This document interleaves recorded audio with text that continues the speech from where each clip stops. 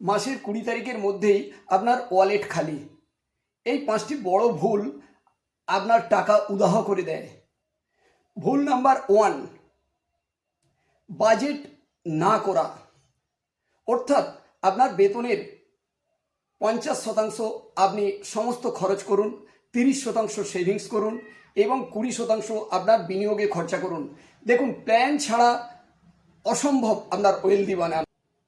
ভুল নাম্বার 2, আমরা কোনো এমার্জেন্সি ফান্ড না তৈরি করে রাখা।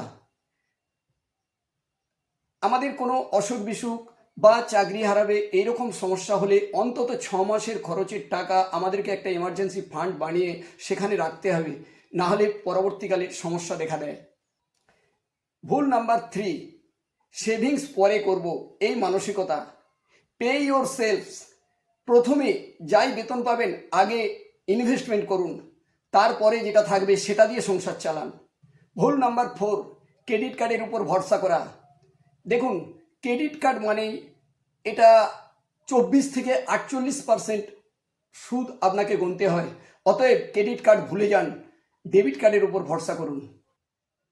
ভুল নাম্বার 5, খরচের লোভ। দেখুন, চাই আর দরকার এই দুটোর পার্থক্য তো বুঝুন। 24 ঘন্টা রুল ফলো করুন। যে জিনিসটা আপনার প্রয়োজন সেটা অন্তত 24 ঘন্টা পরে কিনুন যদি খুব প্রয়োজন হয়। এই ভুলগুলো কাটাতে চান তাহলে পেজটা ফলো করুন এবং সঙ্গে থাকুন। আর আপনার মধ্যে কোন ভুলটা আছে সেটা কমেন্টে লিখুন। Thank you.